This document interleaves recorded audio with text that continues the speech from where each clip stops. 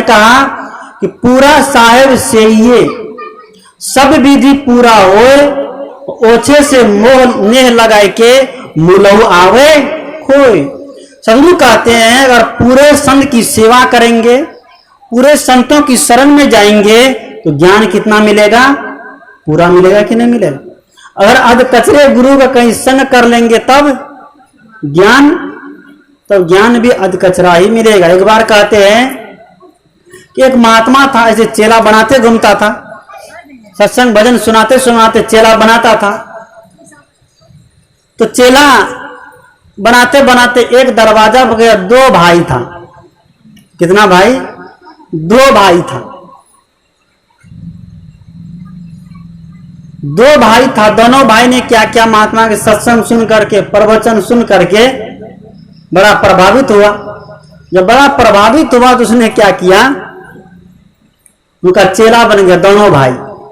दोनों भाई चेला बन गया और महात्मा ने क्या क्या चेला तो बना दिया, लेकिन उनको जो उपदेश होता है, जो रहनी होती है कि जीवन में, गृहस्थ जीवन में कैसे समय बिताना चाहिए, भाई भाई के बीच कैसे रहना चाहिए, संत अगर किसी भी संप्रदाय के संत आ जाए, चाहे वो किसी भी कपड़े में हो, लाल कपड़ा में हो, उजला कपड़ा में हो, करिया कपड़ा में हो, पियरका कपड़ा में, किसी भी कपड़ा में हो, तो उनके साथ कैसा व्यवहार और कैसा आदर, कैसा सम्मान करना चाहिए, ये उसने नहीं बताया।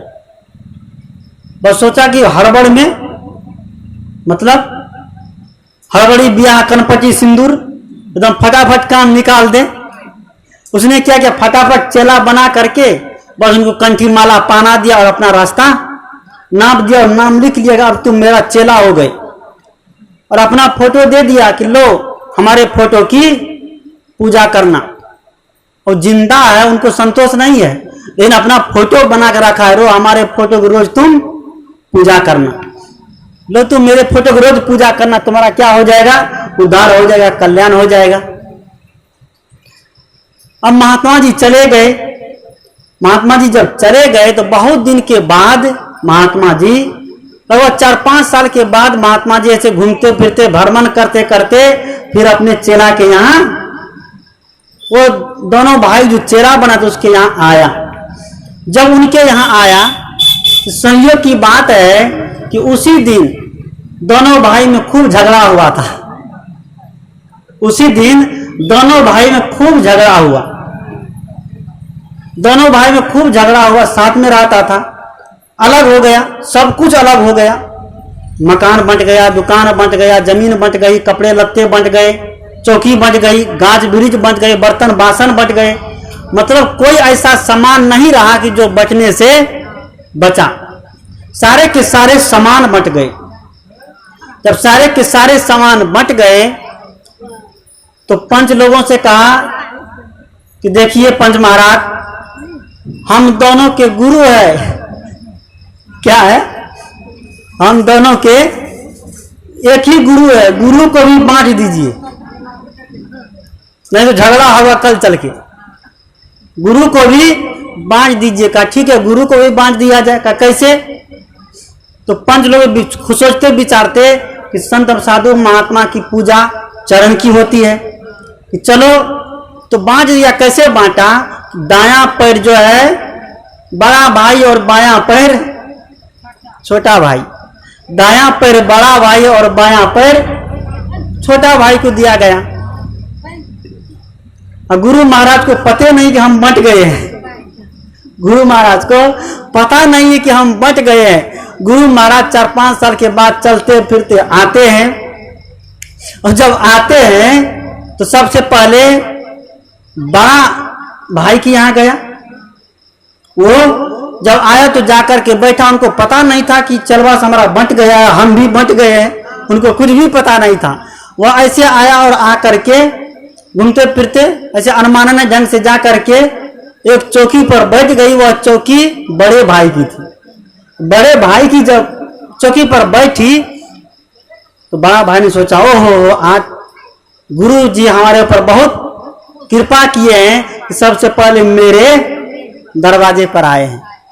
तो बड़ा भाई जो था एकदम बढ़िया से जा करके बर्तन को एकदम बढ़िया से धो मान करके बाल्टी में पानी लिया, बड़ा कठौता लिया तो उसमें तुलसी का पानी में तुलसी का एकदम पत्ता दे करके लाया और गुरु जी का जो दाहिना पैर उसके भाग में था उस पैर को खूब धो रहा है, खूब मल रहा है, एकदम घुटना से लेकर यहां तक एकदम खूब उनका चरण पखार रहा है।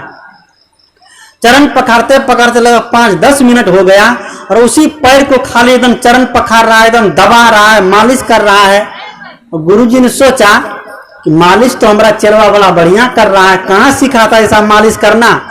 तो गुरुजी ने क्या किया, दायां पैर भी बढ़ा करके क्या किया, दायां पैर भी बढ़ा करके कठोता में धर दिया कि तनी इसको भी कर दो। बड़ा भाई ने क्या किया, हाथ में जो फुली लोटा रखा था दिया एक लोटा पैर में, बायां पैर में एक लोटा मारा। कहा गुरुजी ये हमारा छोटा भाई का पैर है, हम उनकी पूजा करेंगे, ये हमारा दुश्मन का पैर है। क्या, ये हमारा दुश्मन का पैर है, ये उनके हिस्सा का है, हम उनकी पूजा करेंगे। गुरुजी एकदम लंगड़ाते लंगड़ाते उठा, वहां से उठ करके भागा, भागते भागते छोटे भाई के यहाँ चला गया। सोचा कि हमको पैर में मार दिया, इसके मन में कोई गड़बड़ी आ गई, कहीं पागल तो नहीं हो गया है। वहां से भागते भागते छोटे भाई के दरवाजे पर गया, उस चौकी पर जाकर बैठा। उस चौकी पर जब जाकर बैठा तो गुरुजी एकदम हकसक कर रहे हैं, परेशान, एकदम कारा आ रहे हैं। छोटा भाई आंगन से आया, देखा गुरुजी, कहा गुरुजी क्या हुआ क्या हुआ। अरे क्या हुआ, देखो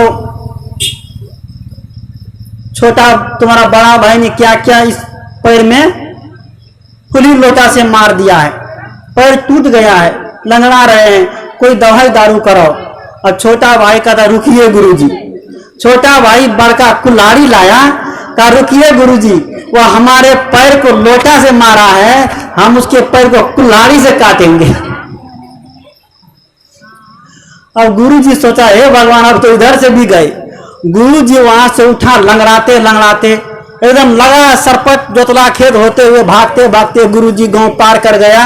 लौट करके आज तक गुरुजी नहीं आया। सदगुरु कहते हैं विचार करो, आधे अधूरे अज्ञानियों और पाखंडियों गुरु के चक्कर में रहोगे तो ऐसा ही जीवन हमारा होगा, जीवन में ज्ञान नहीं मिलेगा। और संत के ज्ञान से प्रेम नहीं होगा, बल्कि उनके कपड़े से प्रेम हो जाएगा। होगा कि नहीं, उनके कपड़े से प्रेम, बहुत लोग कपड़े से प्रेम कर लेते हैं। अगर ये लाल कपड़ा है तो हमारा महात्मा है, ये उजरा कपड़ा है तो हमारा महात्मा है। सदगुरु कबीर कहते हैं कि मोल करो तलवार का, पड़ी रहन दो ज्ञान। खोल को रहने दो, तलवार का मोल करो। जो ज्ञान रूपी तलवार है उसकी कीमत लगाओ। खोल का कोई कीमत नहीं है। क्या है कीमत?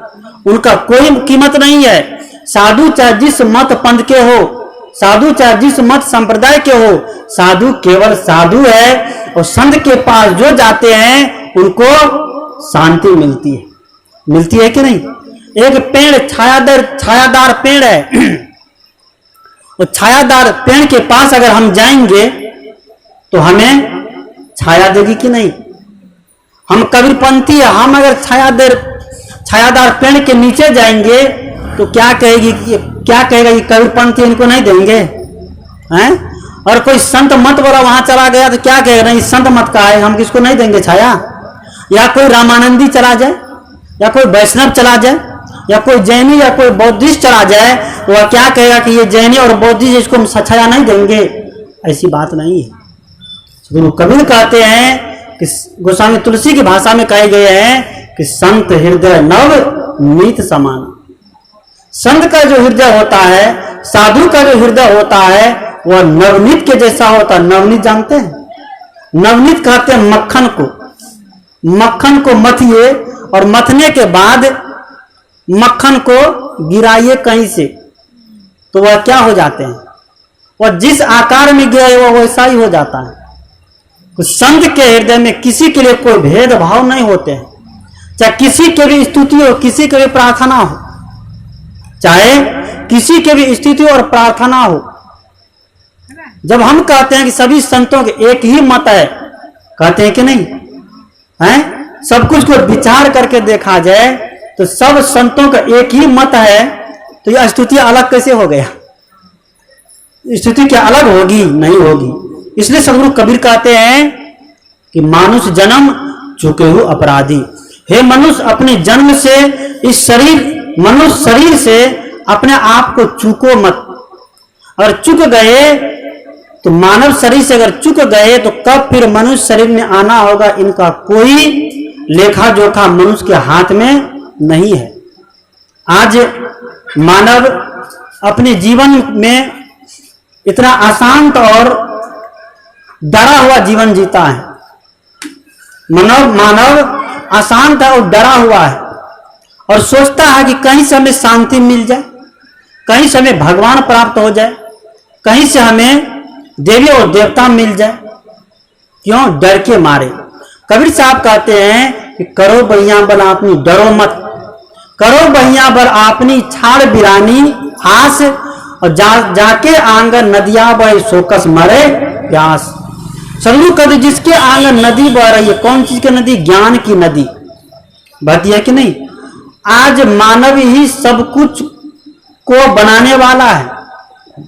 मनुष्य को अगर हटा दिया जाए तो दुनिया में कोई चीज का अस्तित्व नहीं रह जाता है। क्या रहता है? कोई भी चीज का अस्तित्व नहीं रह जाता है।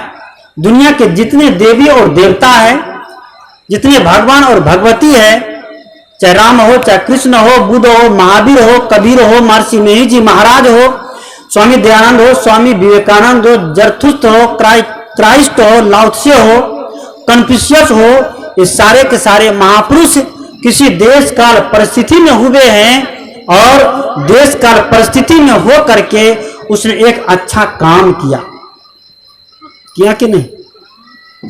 आज राम की पूजा इसलिए होती है कि राम ने एक अच्छा काम किया। आज कृष्ण की पूजा इसलिए होती है, कृष्ण ने एक सुंदर काम किया।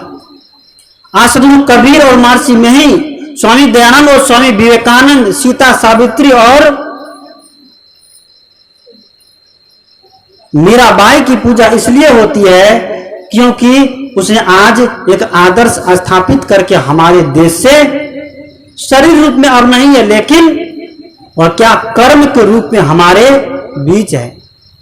इसलिए सदगुरु कबीर कहते हैं कि अपने कर्मों को तुम आप सुधारो। अगर हमारे कर्म अच्छे हो जाएंगे तो दुनिया के सारे कुछ अच्छे हो जाएंगे। होगा कि नहीं? दोष दूसरों को नहीं देना है, बस अपने आप को देना है कि अगर गलत है तो हम हैं, दुनिया के सभी लोग अच्छे हैं। कबीर साहब ने कहा कि सदगुरु ने कहा कि बुरा जो देखन मैं चला बुरा न मिलिया कोई, और जो दिल खोजा आपना मुझसे बुरा न कोई। सदगुरु कहते हैं कि बुराई खोजने के लिए मैं चलता हूं, लेकिन बुराई दूसरों में नहीं, बल्कि जब मैं बैठा युक्ति करने, साधना करने, ध्यान करने, तो मुझे समझ आए कि बुराई मेरे अंदर ही है कि नहीं? मेरे अंदर ही बुराई है। उस बुराई को अगर निकालने का हम धीरे धीरे प्रयास करेंगे, हम दूसरों शिकायत करते हैं दूसरों के लिए दूसरा गलत है, लेकिन गलत तो हम भी हैं, है कि नहीं? हम जो गलत है, हम अपनी गलत और अपनी कमजोरी को निकालें अपने जीवन से। हमारे अंदर से कमजोरी और गलत आदत निकल गई तो समझिए कि वही भगवान का रूप है। कि मानव ही भगवान है, मानव ही ईश्वर है, लेकिन मानव अपने आप को नहीं समझ पाता है, इसलिए वह भटकता है, दर दर भटकता है। मंदिर में, मस्जिद में, गिरजाघर, गुरुद्वारों में, तीर्थ में, मूर्त में भटकता है कि नहीं? कबीर साहब ने, संत ने कहा, क्या ढूंढ रहे वन वन घट घट में समाया है, क्या ढूंढ रहे वन वन घट घट में समाया है। तेरे भीतर मेरे भीतर, तेरे भीतर मेरे भीतर, उसकी तो छाया है, क्या ढूंढ रहे वन वन, घट घट में समाया है। क्या ढूंढ रहे वन वन, घट घट में समाया है। सदगुरु कहते हैं कि जिसको हम खोजते हैं, जिस ईश्वर को खोजते हैं, जिस परमात्मा को खोजते हैं, जिस शांति को खोजते हैं, वो कहाँ है? हमारे भीतर है। लेकिन उनका पता कैसे चलेगा? पता कैसे चलेगा? ऐसे चल जाएगा? नहीं चलेगा। उनका पता चलेगा संत गुरु के सत्संग से। संत गुरु के पास जाकर के हम उनसे युक्ति लेकर के, और युक्ति लेकर के उस पर युक्ति पूर्वक चलने का अभ्यास करेंगे, तभी हम उस धन का पता। बाहरी धन के लिए सब चिल्लाते हैं कि नहीं?